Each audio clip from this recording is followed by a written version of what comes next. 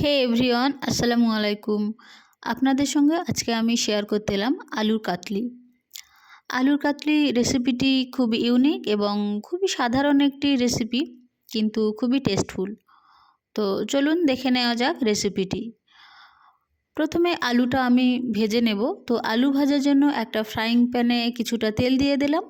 তেলটা গরম হতে হতে আমরা এটাতে অল্প পরিমাণে দিয়ে দেব লবণ এবং খুব সামান্য পরিমাণে দিয়ে দেব হলুদ গুঁড়ো। এগুলো দেওয়ার পরে আমি তেলের সঙ্গে এটা একটু ভালোভাবে নেড়ে নেব। তারপরে আমি দিয়ে দেব আলুটা। এখন আমি তেলের উপরে দিয়ে দিচ্ছি আলুটা ভাজার জন্য। আমি আলুটা ভালোভাবে কেটে ধুয়ে নিয়েছি এবং এটি গোল গোল আকারে কেটে নিয়েছি, দেখাই পাচ্ছেন। তো এরকমভাবে আমরা অনেকেই আলু ভাজি। এই আলু ভাজার সঙ্গে আমরা অনেকেই পরিচিত। তো আমি প্রথমে এটি যেমনভাবে ভাজে খুব সাধারণভাবেই আমি সেভাবেই ভেজে নেব। তো দেখা পাচ্ছেন এটা আমি ভাজছি। আমি এইভাবেই প্রথমে এটাকে প্রায় 8 থেকে 10 মিনিট সুন্দরভাবে ভেজে নেব এবং এটা মাঝে মাঝে আমরা নাড়তে থাকবো যাতে চুঁয়ে না যায় বা কড়াইয়ের গায়ে লেগে না যায়। তো এটা অবশ্যই খেয়াল রাখতে হবে যাতে কড়াইয়ের গায়ে আলুটা লেগে না যায়।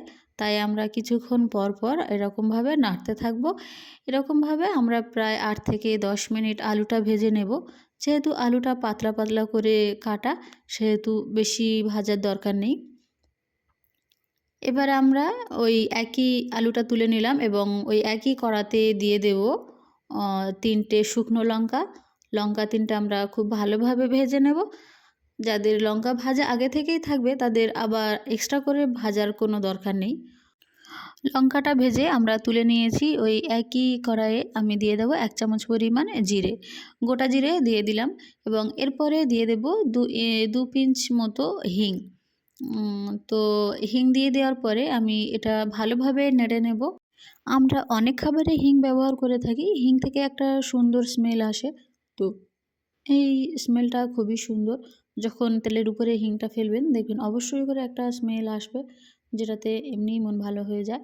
তো হিংটা দেওয়ার পরে কিছুক্ষণ নাড়াচাড়া করে নিয়ে আমি দিয়ে দিচ্ছি টমেটো। এখানে আমি একটা বড় সাইজের টমেটো নিয়েছি। টমেটোটা আমি ছোট ছোট কিউব আকারে কেটে নিয়েছি। তো টমেটোটা আমি দিয়ে দিলাম এবং একবার ভালোভাবে নেড়েচেড়ে নেব। এরপরেই আমি দিয়ে দেব লবণ।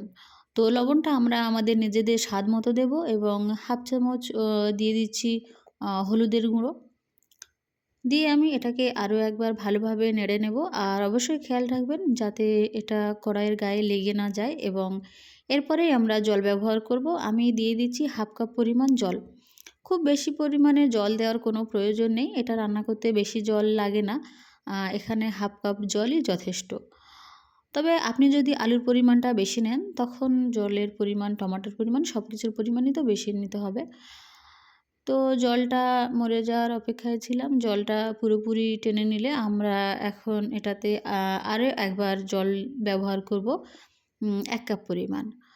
তো ভালোভাবে নাড়াচাড়া করে নিয়ে আমি আরও একবার 1 কাপ পরিমাণ জল দিলাম এবং এটাকে আমি খুব ভালোভাবে নেড়ে নেব এবং ঢাকা দিয়ে দেব ফুটে ওঠার জন্য।